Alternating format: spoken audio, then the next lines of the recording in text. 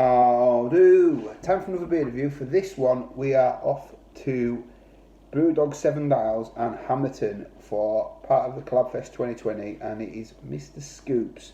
Now, this is a chocolate, caramel, and butterscotch infused stout. It's coming in at 5% of 500ml crowler. So, for those that don't know, crowler is when you take draft beer, you pour it into a can vessel, you give it a spurge of CO2, you run it through the machine, and it's sealed for you. So it doesn't have the shelf life of a regular can, but for those that want to go, or like now when we're in COVID restrictions, it's a good way to be able to get to try these beers. So Brewdog every year do a festival called Collabfest, whereby, oh crikey, that's a big fill, whereby that you get the opportunity to try different beers from different breweries. And so therefore, 7 Dials have gone with Hammerton, which is, I would assume, is local to them. Hammerton's a London brewery. So this has gone through the crowler machine last week. That's coming out with a good head on it. That looks lively. You know, that might be in the can for the week for all I know, but it's looking the part. So it's jet black. We've got an off-white head. It's beige. I'm going to go with beige rather than mocha. Let's get the nose. Getting that caramel butterscotch, a hint of vanilla, hint of the chocolate, that toffee, caramel, butterscotch, it's all really coming out. It smells decent, to be fair. Right, let's dive in. Cheers everybody.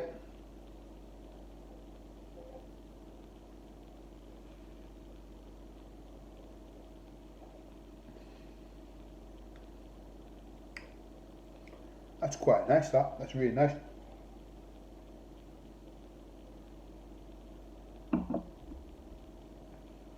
first thing I want to have to say is, this is the third can that I've had, a crowler, sorry, and there's been a lot of concerns about the CO2 and how the lifespan will be on them. But so far, so good. On the whole, I haven't got really much of a background when it comes to crowlers, but they're quite nice, and it's working. The CO2 is staying in them, which is the vital thing for this. So they are letting the beers have the opportunity to shine. The butterscotch flavour is coming out in abundance. Butterscotch toffee. It's slightly sweet, but it's not overly sweet. I think the flavour profile is immense. I think it's got a lovely flavour. I think the body is a little bit watery, if I'm going to be nitpicky. But the flavour is really nice. For a 5.5% beer, and usually when it comes to stouts, the lower the ABVs, I'm a little bit less inclined to say it's a good beer. I think they've really nailed the flavour on this one. I would just like it to have a little bit more oomph in the body.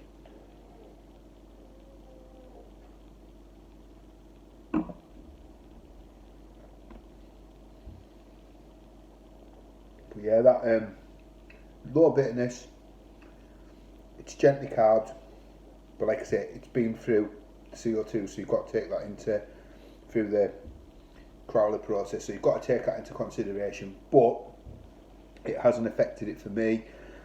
I think, like I say, the flavour's lovely, really lovely. I think that toffee, butterscotch, hint of vanilla, I think it works a treat. I just wish the body was a little bit better. So I'm going to recommend it because I think it tastes nice.